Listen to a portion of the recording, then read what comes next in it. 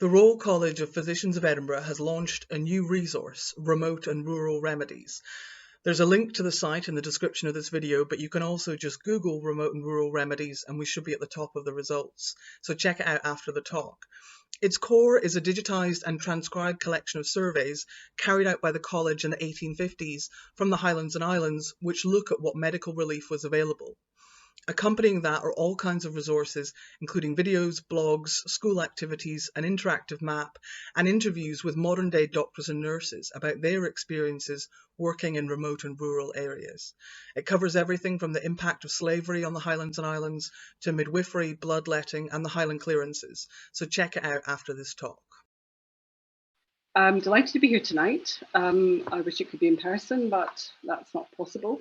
My name is Patricia Whatley. I am a historian and former archivist from the University of Dundee. I'm delighted to be here, and I want to thank Daisy and the college for the invitation.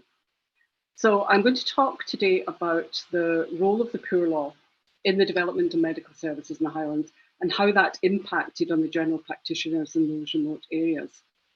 The characteristics of the Poor Law, which of course applied throughout Scotland, had greater implications in the Highlands, particularly in relation to the provision of medical care. And of course, this presentation is part of a wider study I did, doctoral research, on the development of medical services and the Highlands and Islands Medical Service, which I will mention briefly at the end, but that's a whole different, presentation. So, I will just try and get my slides to work. Okay. So the key factor of the Scottish Poor Law which influenced medical care was the lack of poor relief for the able-bodied. The provision of medical services for the registered poor was therefore a key function and role of the Poor Law.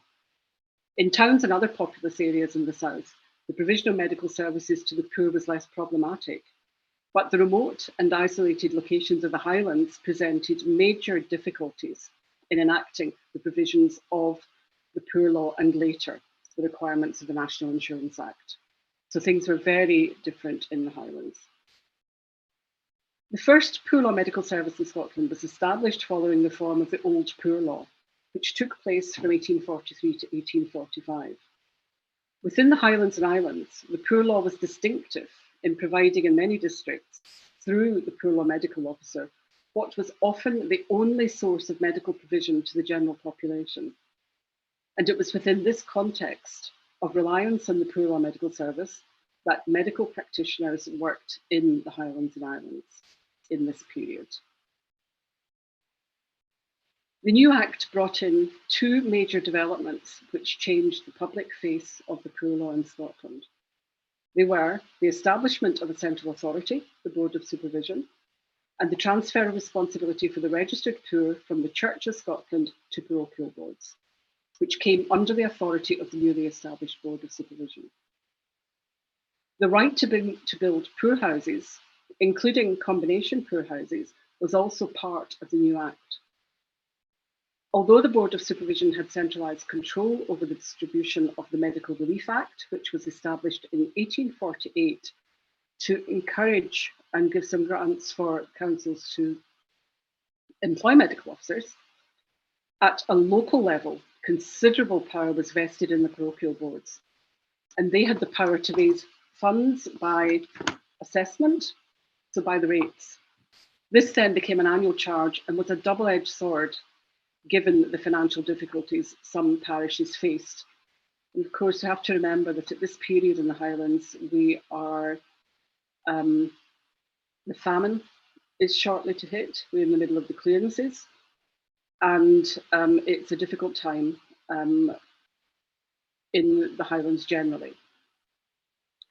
The ability to raise funds annually by assessment represented the prospect of increased income to the parochial board, but placed a greater financial burden on the parish parishioners and the heritors, the local landowners. It also placed a great deal of power in the parochial boards and led to local tensions in some areas.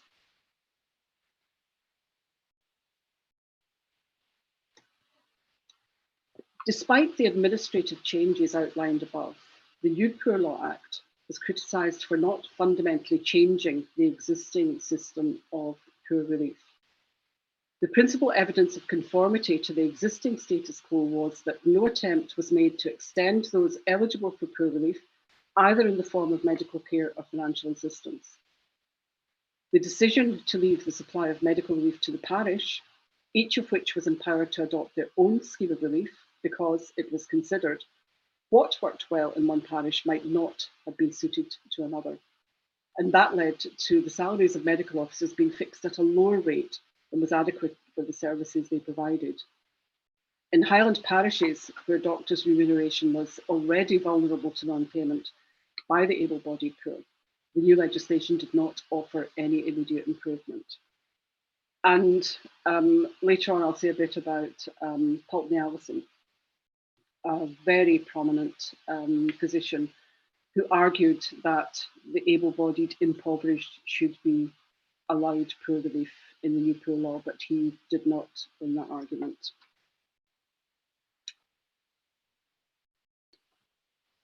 Despite these problems, though, for the first time, provisions had been made for medical relief to paupers, the cost to be a charge on the Poor's Fund.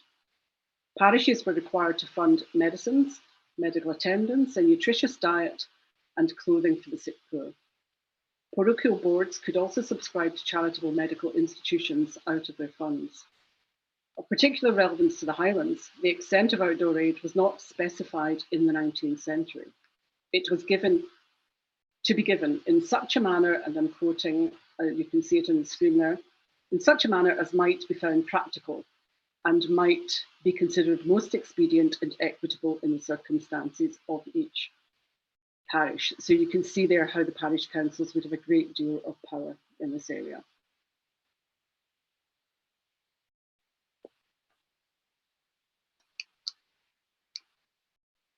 Parishes, however, were not obliged to appoint a parish medical officer for the registered poor, and the proportion of parishes providing medical relief in the Highland regions was exceptionally low.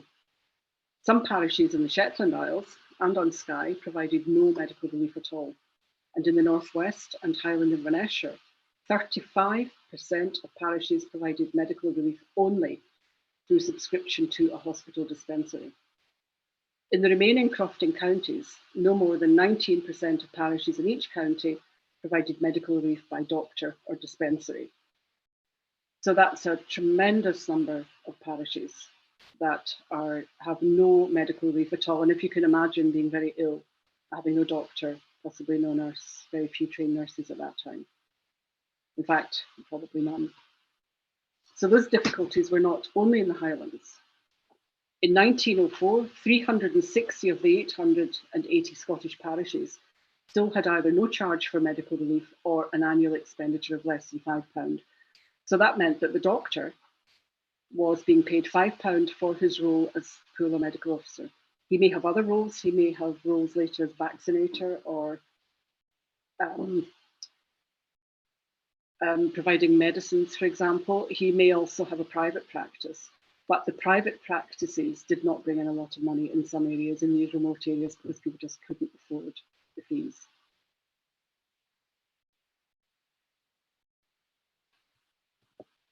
So this is the second report of the Board of Supervision. So this is not 2 years after the board started. The reports were not done so quickly, but certainly in the after 1845, before 1850. And this is a quote. So it shows that some progress had been made, but in many parishes there were still very few doctors.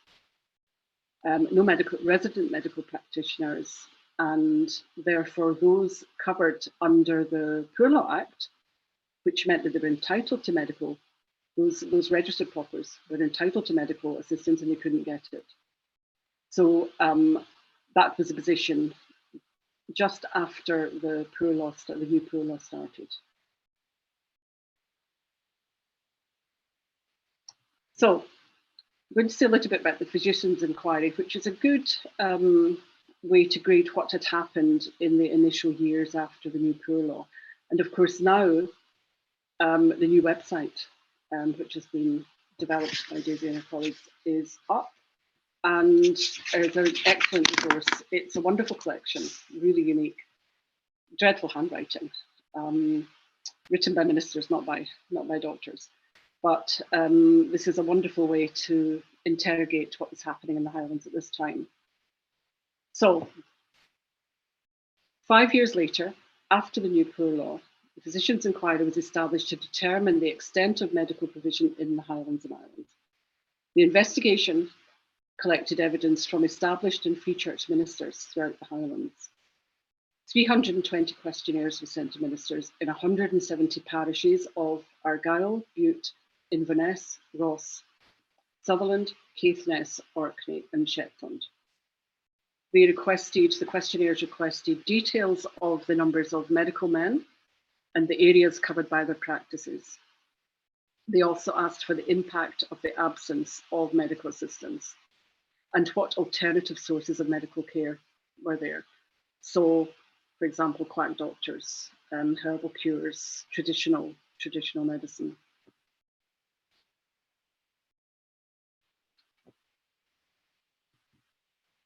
A high rate of returns was received, a very high rate of returns actually, 200 responses from 155 parishes. Within those parishes, 62 were adequately supplied with medical officers, 71 partially supplied, and 41 rarely, if ever, visited by any regular doctor.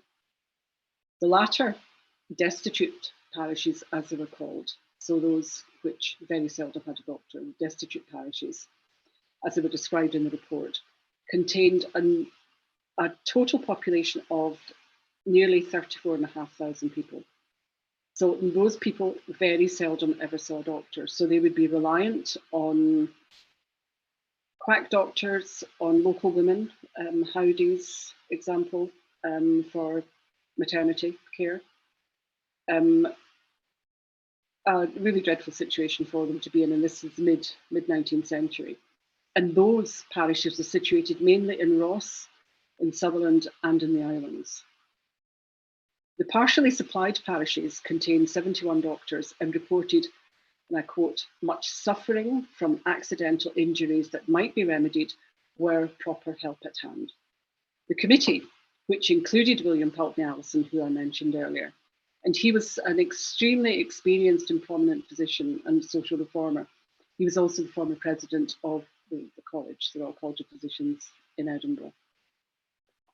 He was concerned not to alienate any of the doctors with any implied criticism of their practice in the Highland parishes, and a second questionnaire was sent to the 71 medical practitioners identified by the ministers. Information was requested on the amount of work carried out, the level of payments received, whether they had any hope of amelioration of their conditions by any general measure or enactment. And that's a quote. The ensuing report indicated that the new Poor Law had not significantly altered conditions in the Highlands. The resulting data confirmed the continuing paucity of medical provision in the remoter areas and the onerous conditions under which doctors had to work. So there was very little medical provision, and that which was undertaken under extremely difficult circumstances. So doctors had very arduous journeys of many hours, sometimes lasting days, and they were undertaken by the doctors trying to reach patients. All conceivable means of transport were utilised: boat, bicycle, horseback, and foot over moor, mountain, and sea, and with no guarantee that a fee would be paid when they got there. Salaries were modest, irregular, and insecure. One doctor reported that from a population of 5,000, he could expect no more than £5 annually from private practice. So again, £5. Many of them were paid £5. A surgeon in the Hebrides summarised evocatively the impact of the lack of remuneration on his life, and in the final sentence invokes the strong sense of professional and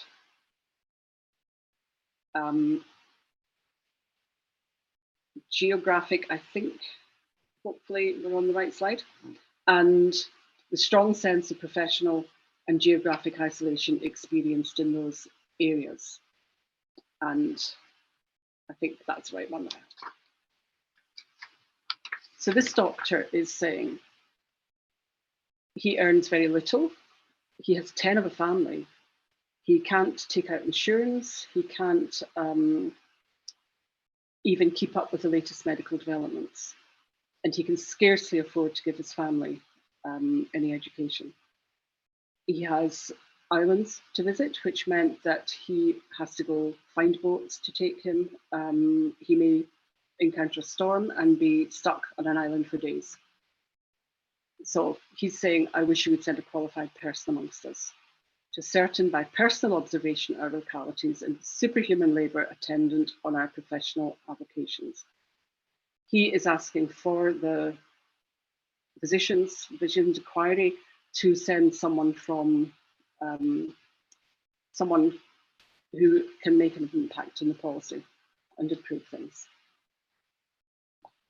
This testimony will almost certainly have paralleled the existence of many other doctors in the remote Highlands. For example, Dr Wood from Sandy in Orkney stated, when called to neighbouring islands, he was exposed to some such storm as to endanger my life, and after visiting the patients, frequently returned home without receiving any remuneration. So that was a very common occurrence, that doctors simply would not get paid. The Small Isles reported that they had no doctor for 7 years and were 10 miles from the mainland in any medical assistance. So can you imagine having appendicitis, being very ill, and having no doctor that you can call on? That's the position these people were in all over the Highlands. In addition to the lack of remuneration, the most general grievances reported included the long, dangerous journeys to visit patients and the lack of suitable accommodation. The report also detailed the nature and scale of unqualified practitioners and untrained midwives who provided medical aid in the Highlands. Some remote areas relied solely on midwives, and some parishes did not have one at all.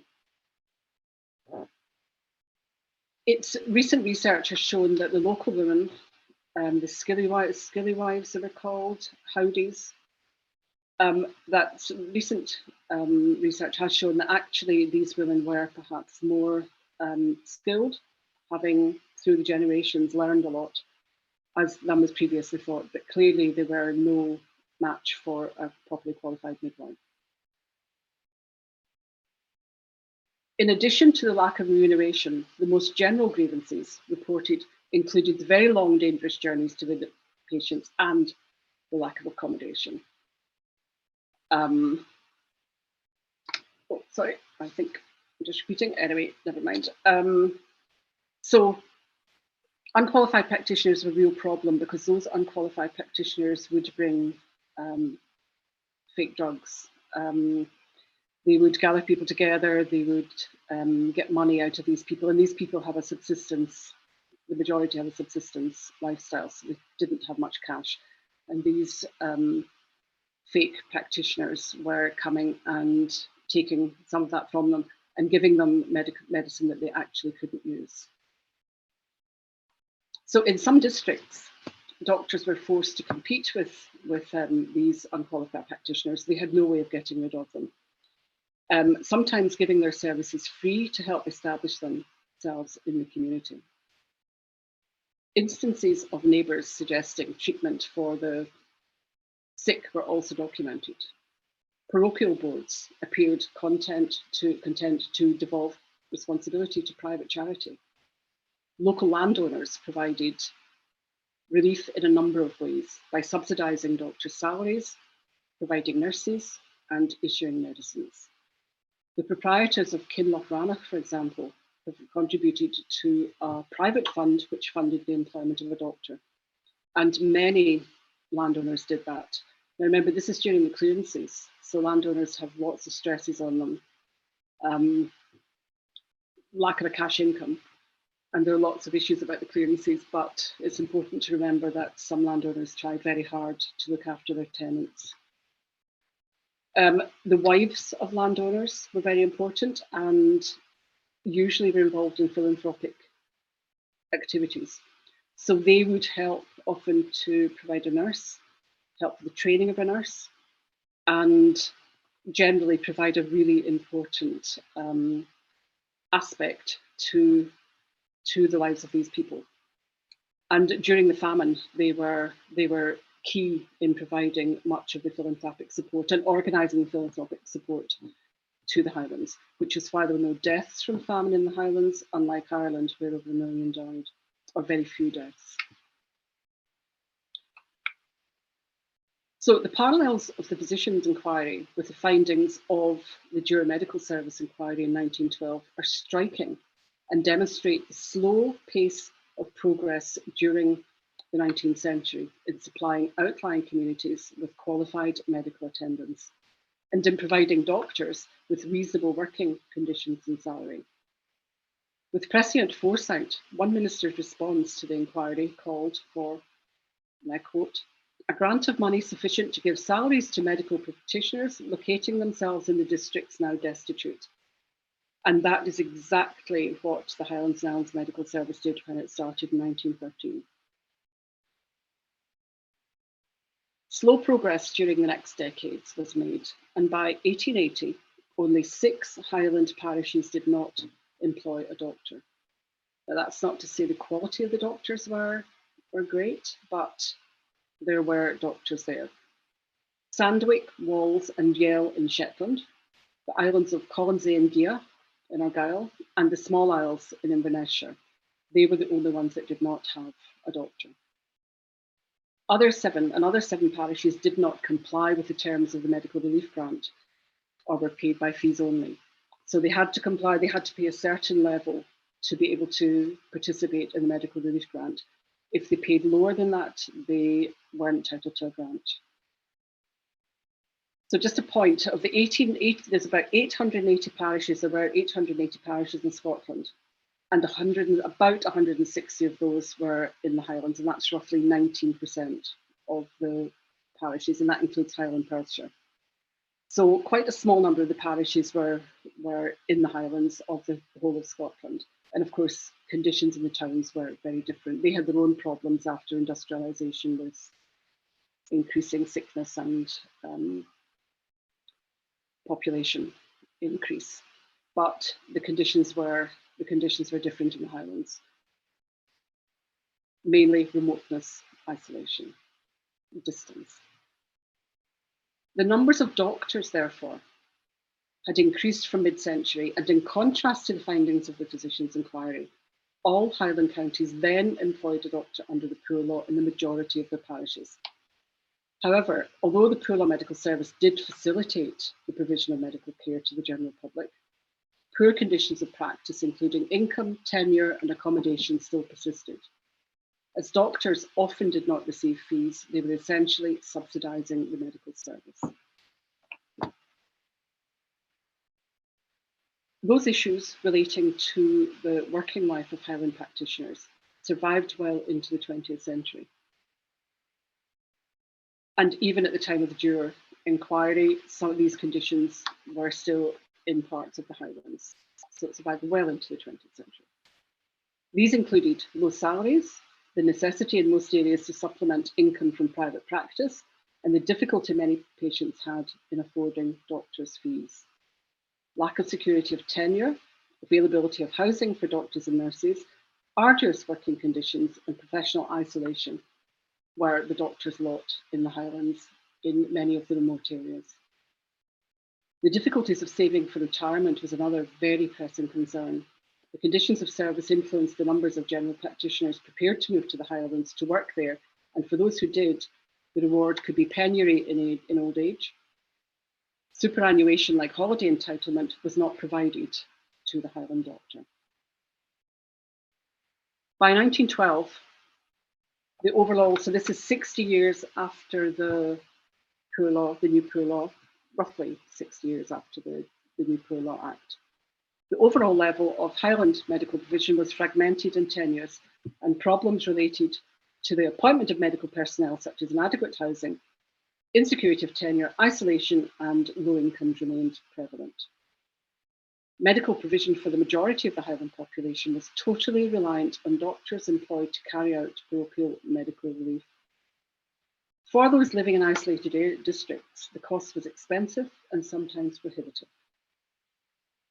There was also a large proportion of uncertified deaths, up to 80% in some Highland areas, which bears this out and indicates an unwillingness to call the doctor, not necessarily through any mistrust of the medical profession, but through an inability to pay. If someone had died in the road, the cost of a doctor, bringing a doctor to an outlying area, which could be as much as £15, for someone who's already dead, would just not be done.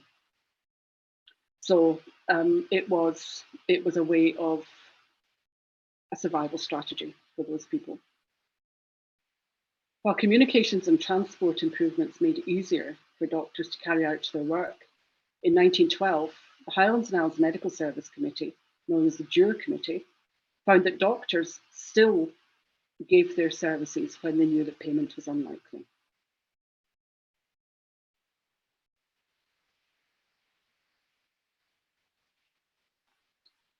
The continuing poor working conditions of doctors had not gone unnoticed, and in 1909, the British Medical Journal reported, and I quote here, "The truth is there is something altogether rotten in the present system of providing for the medical and surgical attendants in certain congested districts of the Highlands and Islands of Scotland." This statement was in a letter by a doctor who had 40 years' experience of working, as he put it, in the miserable conditions of medical relief in the Highlands. 2 years later, in 1911, the Highlands and Islands Medical Service Committee was established under the chairmanship of Sir John Dewar, MP for Inverness-shire, and it became known as the Dewar Committee. He was also the whisky from the whisky company, Dewar's Whisky, with a house in Perthshire, just south of Perth.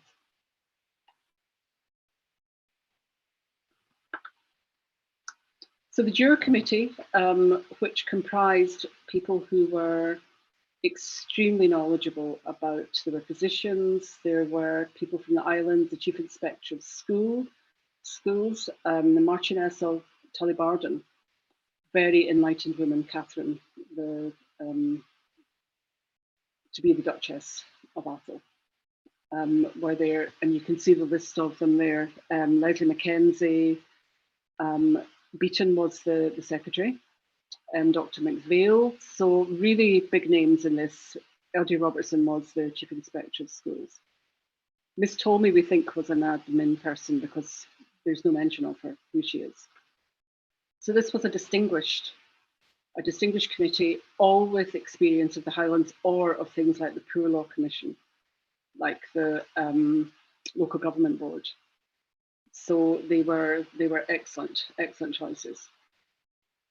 They set about in 1912, sorry, they set about visiting the Highlands. They set out questionnaires. They visited the Highlands.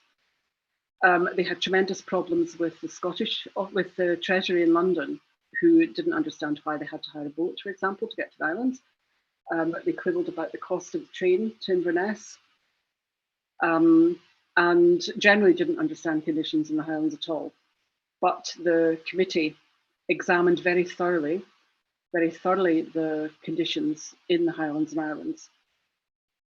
They looked at the social and economic conditions, the nature, scope and quality of medical services in the Highlands and Islands, but also it's like a snapshot, it's a fantastic source, it's like a snapshot of the Highlands in 1912 and 1913. An excellent source for historical research. And they concluded that medical services were inadequate, poorly funded, and that any improvement of the existing level of service could only be brought about by a substantial government subsidy. Now, this is not the first time a substantial government subsidy had been suggested, but it's the first time they got close to it. It was taken seriously. It was clearly accepted that medical practice for the general population of the Highlands and Islands was largely reliant on the poor law medical service, but also that the income and living conditions of doctors, such as housing and travel, required bore no relation either to the work performed or the responsibility involved. Doctors were reluctant to take up posts in some areas or remain in employment in the Highlands. The medical officer of health for Sutherland reported in 1912 that there was also a perception that older doctors simply bedded down and could not provide a professional service. They had not benefited from modern medical training and opportunities for continuing professional development, which were, of course, more readily available in the more populous South. It was not possible for rural doctors, Highland rural doctors, due to the lack of holidays or locum cover. It was considered that less effective doctors would simply seek job security and a salary without the quantity of patients that would be experienced in the southern urban centres. And this is a quote: "You don't want the riffraff of the profession to go to these outlying places. It is there that the better men are required." Leaving the Highlands was actively encouraged by the British Medical Association, who ran counter-adverts in the press to discourage doctors taking up certain posts in the Highlands. So the British Medical Association, word of mouth meant it was very difficult sometimes to find people to work in the Highlands. In some areas, however, local conditions, such as a lack of a doctor's house, prevented any continuity of service and led to a pragmatic approach of securing a doctor. In such cases, any doctor, regardless of level of experience or type of qualification, was sought. For example, the parish of Ide in Orkney experienced 6 appointments between 1896 and 1903. So in 7 years, there were 6 appointments. Women graduates who found employment opportunities more difficult than male graduates to secure and who sought experience in domiciliary practice were employed by a number of Highland parish councils. Papa Westray in Orkney employed a succession of women doctors who were perceived as being more willing than men to live in lodgings, as a house was not available on the island. So whereas nurses would normally be happy to live in patient's house, doctors were not keen, male doctors were not keen on that. When nursing became more sophisticated in nursing, the conclusion of the juror committee was that nursing was extremely important in the rural areas. So the highly trained nurses, the Queen's nurses, were the ones least happy to work in those areas, to live with a patient. The governed nurses, who had 1 or 2 years training, were normally girls from the islands. They would happily go and live with their patients. So there are all these issues in securing medical provision for the Highlands. In 1925, the Parish Council of Papa Westray, and this is one of the most northern islands in Orkney. In 1925, the Parish Council were still fighting for a resident doctor in Papa Westray, and were only successful in securing a doctor's house in 1928. Between 1900 and 1935, Orkney had an average of 22 doctors in the mainland and islands. So those doctors would have changed regularly due to the conditions. At the turn of the century, the level of income generated from the poor law varied widely from 10 to 20% up to 150 to 200 pounds. 10 to 20 pounds, or up to 150 to 200 pounds, when subsidised by fees from private practice. So doctors could set up a private practice in addition to their parochial work. The juror inquiry expressed surprise at the level of doctor salaries, that the average income of the medical profession was low. Those who know the Highlands and Islands intimately were aware, but we were not prepared to hear that so many medical men were eking out a living, and some of them trying to rear and educate families on incomes well below the limit of income tax. So that was the juror committee's response to that. In remoter areas, the parish salary often appeared large in relation to the number of paupers because providing a substantial salary was necessary to obtain a resident doctor. For example, the amount spent on medical relief in the parish of Barvas on the Isle of Lewis in 1906 was £210, which represented 13.61% of poor relief expenditure. A year earlier, in 1905, the medical officer in Colonsay was employed ostensibly to treat 8 paupers. And of course, Colonsay had been one of the islands which didn't have a resident doctor. So they had managed to get a doctor, but they had to pay for that. Where a need for greater medical provision existed without sufficient work for a doctor, the employment of a trained district nurse was an alternative. The nearest doctor residing on the neighbour island of Sandy was used by her. She would call the doctor where there was maybe telegraph or telephone, which was increasingly the case. And there's interesting gender issues in this because, first of all, the women doctors were considered acceptable, although it was thought that the conditions in the Highlands were not suitable for them, but because they had no alternative, women were accepted. But they were preferred in islands because it was felt they couldn't do the amount of travel that male doctors would do. Equally, nursing was still considered a vocation. It was a subservient profession to the medical profession. And yet the nurses in the Highlands had a massive amount of responsibility, who were working on their own, often with no doctor, no resident doctor, with a massive workload. And they survived, and they also had extremely, extremely large areas to deal with.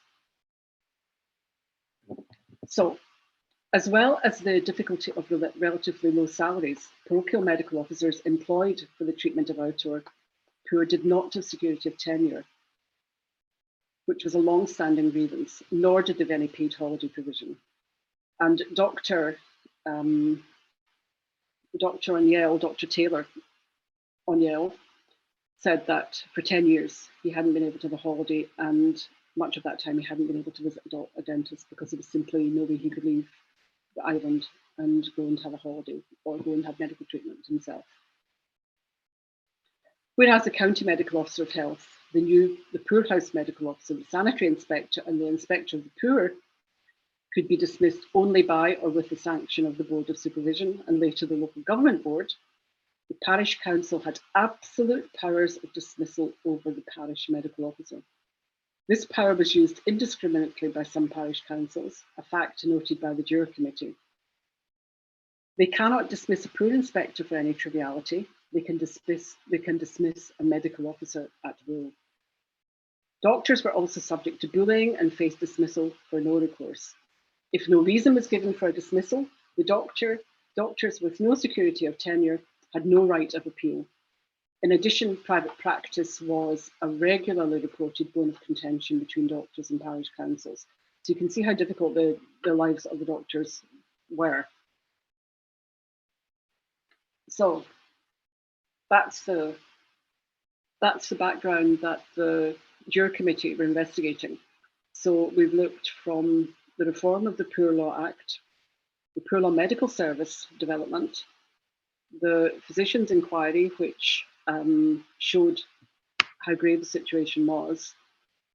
Throughout the decades that followed, from the rise of medical public health from the 1880s, and this is 1912. And this is what juror said, the juror report said. So they said that it is clear that having regard to the economic conditions prevailing in the Highlands and Islands, the extent to which the foregoing services are at present subsidised from imperial funds is quite inadequate, and that as local resources are in many parishes already well nigh, if not wholly exhausted, any general amelioration of the existing medical service cannot be achieved without a further and more substantial subsidy. So it recommended that the additional imperial grant should help develop the medical and nursing services and their administration, and to provide a more satisfactory financial basis for general medical practice.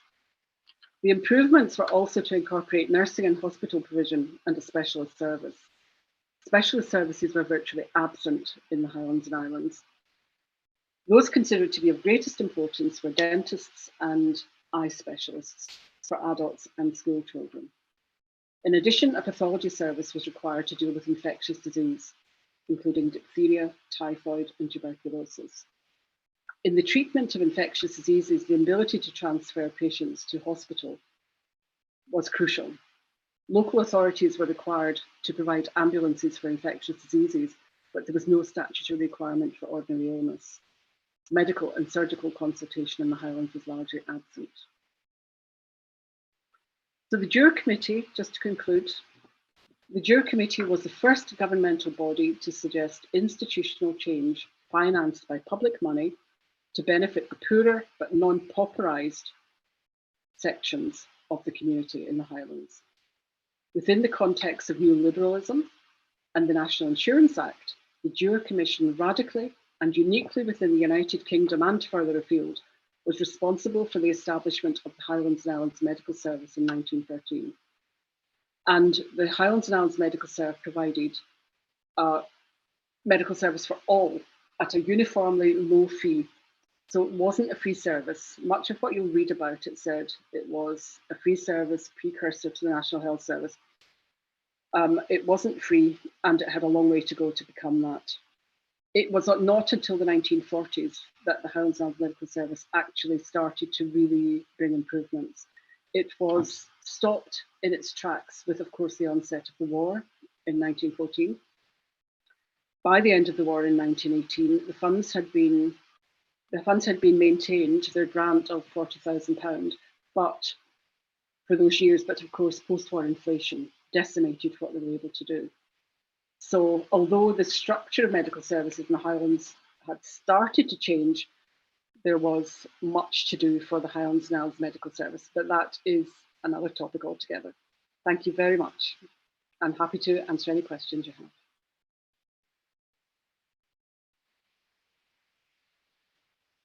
So there are some questions. Does the Highlands experience much in common with other rural areas like parts of Australia and Canada? And the answer, yes, absolutely. They're very good examples. And of course, America too has massive land areas. One very useful example is the Kentucky Frontier Nursing Service, which was set up after the Highlands and Islands Medical Service, but after a visit to the Highlands, where the lead nurse met Leslie Mackenzie, and then he went to Kentucky and advised her. So there are pictures, if I could get them on the screen, of the nurses on their on horseback. So the distances in the Highlands were nothing to what they had in Kentucky, and also in Canada and the plains and in parts of Australia, massive land areas. So yes. And there has been a fair bit written in Australian medical services. So if you Google that, you'll be able to find that if anyone's interested in that. So does my research have any parallels with difficulties in recruiting doctors in the Highlands today? Absolutely. One of the really key points to my research was that actually the conditions in these remote areas they don't change. You can find ways to mitigate them. So you can have an air ambulance service, you can have fine doctors, you can have lots of things. You can have better infrastructure, you can develop roads, you can have better shipping to these places. You can have better ferries, you can get air ambulances to take people to the hospitals. But actually the impact of isolation and terrain are very difficult to overcome. And on the anniversary of the Juror, report, a group of us got together with some Highland GPs who were wonderful, and we had a year project, and I learned a lot about the issues today of attracting doctors and nurses to the Highlands. And at that point, so now maybe less than 10 years ago, The district nurse from Ardnamurchan had left, and she had been a traditional district nurse 24/7, and they were finding it very difficult to replace her. The Small Isles, again, had no doctor for a long time. Many areas in the Highlands just find it hard to attract doctors. And one of the doctors, who was based in Arran, did a wonderful video, recruitment video, where he had airplanes and parachutes and all sorts of exciting things to try and attract someone to go there. So yes, the problems still last today. And of course, you don't now get district nurses who will work like that. And doctors in rural practices are in many ways confined by the National Health Service requirements. Did prejudice by lowlanders against Highlands play any part in difficulties in recruitment and retention of doctors, or did people simply not want to work there? I haven't come across prejudice by lowlanders, except British Medical Association obviously was concerned, but they were probably not even in Scotland.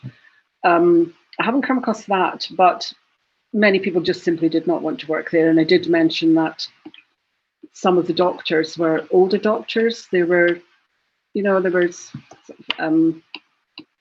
tales that doctors would be alcoholics. They would be just doing their final years as a doctor up in the Highlands. So there was a concern about that. But once doctors did work there, so Dr. Taylor of Yell, he went after graduating in medicine from Aberdeen, and he stayed there, had a family, married, had a family, and was very happy there. And in the very first slide, the man in the very early car, that was Dr. Taylor on Yell. Doctors gradually could get around much better. They would get cars, bicycles, motorbikes. So it became easier over time for them to get to the patients. So a lot of religious organisations took on the responsibility of caring for those in remote areas. Would those religious carers be medically qualified, or did they have a more folk medicine background? I'm not sure I can answer that. The churches were very involved in caring for tenants during the famine and encouraging. Some of the churches were encouraging help for the tenantry. But whether religious carers are medically qualified or not is hard to say. The nurses were increasingly qualified, as I said. So there would be the Queen's nurses who had 3 years qualifications, 3 years training, including 6 months maternity training, trained in Edinburgh, Queen Victoria Jubilee Institute nurses. They were the most highly qualified.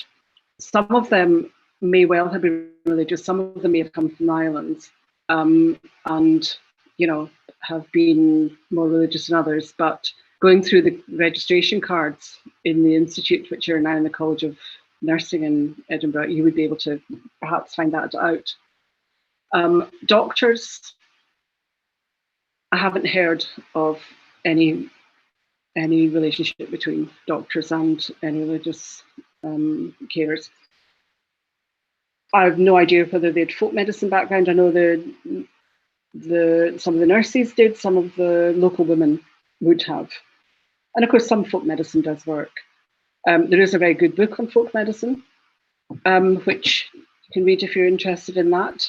In fact, I think there might be 2 books on folk medicine. So there's more now being written about the Highlands in this area.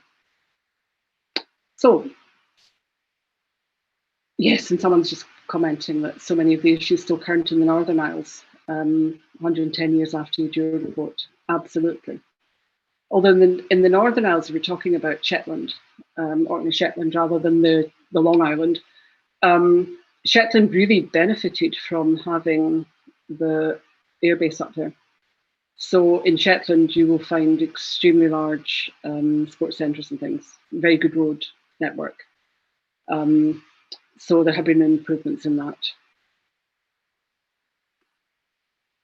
So difference in impact of the new poor law in urban and rural areas. Well, the difference in impact would be in the urban areas. Now, 1845, you've got industrialisation, which is the Industrial Revolution started from about 1780. So you've got, by 1845, you've got the cities developing. Initially, much of the work was on the land because there was much cottage industry in the land. But as industrialisation progressed, you get more people moving to the towns, you get overcrowding, you get endemic disease. Despite that, you would have poor law medical officers in the cities who were much more accessible than in many of the Highland areas. In the Highland areas, although they didn't have as accessible medical care, the level of disease was less because they weren't living such crowded lives.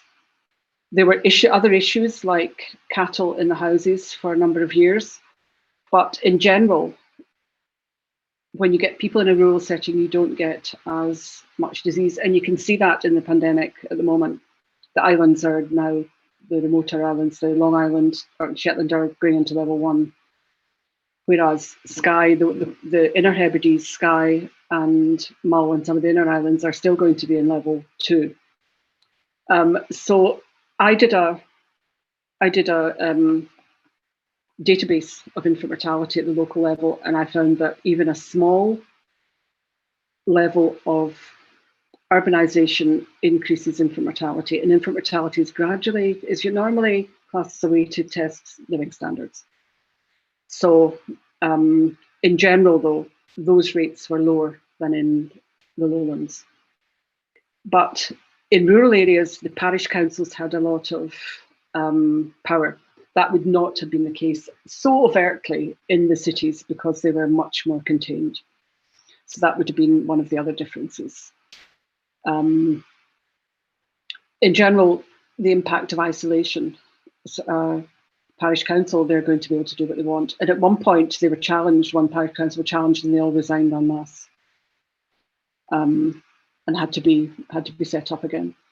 So there were lots of issues. So that's all the questions. Thank you very much for listening to talk. And my email was on the presentation. If anyone wants to know anything else, I'd be happy to reply.